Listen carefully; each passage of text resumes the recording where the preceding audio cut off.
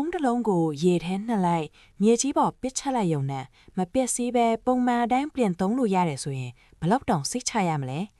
အခု Redmi Note 14 Pro ကအဲ့လိုကြမ်းတမ်းတဲ့အသုံးဆောင်တွေကြားမှာအသက်ရှင်နိုင်ဖို့အတွက်အဓိကဦးတည်ပြီးထွက်ရှိလာတာပါအရင် Note 13 series တွေနဲ့ရှင်လိုက်ရင်ဒီဇိုင်းပိုင်းကတီးတီးတာတာကြီးပြောင်းလဲသွားတာကိုအရင်ဆုံးတွေ့ရမှာပါကျောဘက်ကကင်မရာ module ကိုအလဲတိတ်တဲ့ကိုပို့လိုက်ပြီးပို့ပြီးတော့ premium ဆန်တဲ့ပုံစံမျိုးဖန်တီးထားပါတယ်ဒီဥမှာအကြိုက်ဆုံးအချက်ကိုပြောပါဆိုရင်တော့သူ့ရဲ့ခံနိုင်ရည်ရှိမှုပါပဲ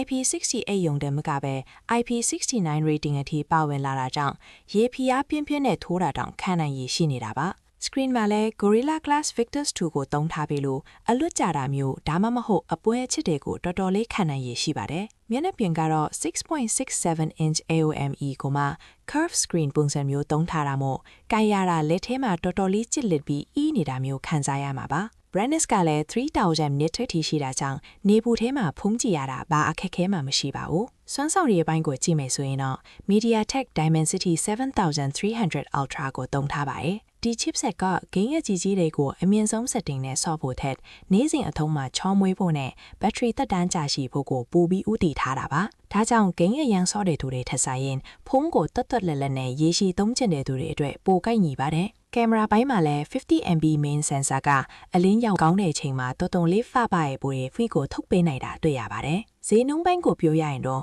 ထိုင်းနိုင်ငံမှာလက်ရှိ 8,000-9,000 ဘတ်ကနေစတင်ရောင်းချနေပြီး storage အလိုက် 10,000 ဘတ်ဝန်းကျင်လောက်အထိရှိနေပါတယ်မြန်မာငွေနဲ့လက်ရှိပေါက်စဲအတိုင်းတွက်ကြည့်မယ်ဆိုရင်တော့တစိမ့်နဲ့တောက်ကျော်ကနေတစိမ့်လေးစိမ့်ဝန်းကျင်လောက်မှရှိနေနိုင်ပါတယ်ဒီဈေးနှုန်းနဲ့အခုချိန်မှာဝယ်ဖို့တန်တလားလို့မေးရင်တော့ကိုကဖုန်းကိုချမ်းတန်းသုံးတတ်တယ်ဖုန်းဒီဇိုင်းအသစ်အဆန်းကိုလိုချင်နေဆိုရင်တော့တော်တော်လေးတန်တဲ့ရွေးချယ်မှုတစ်ခုဖြစ်မှာပါဒါပေမဲ့တစ်ခုသတိထားရမှာက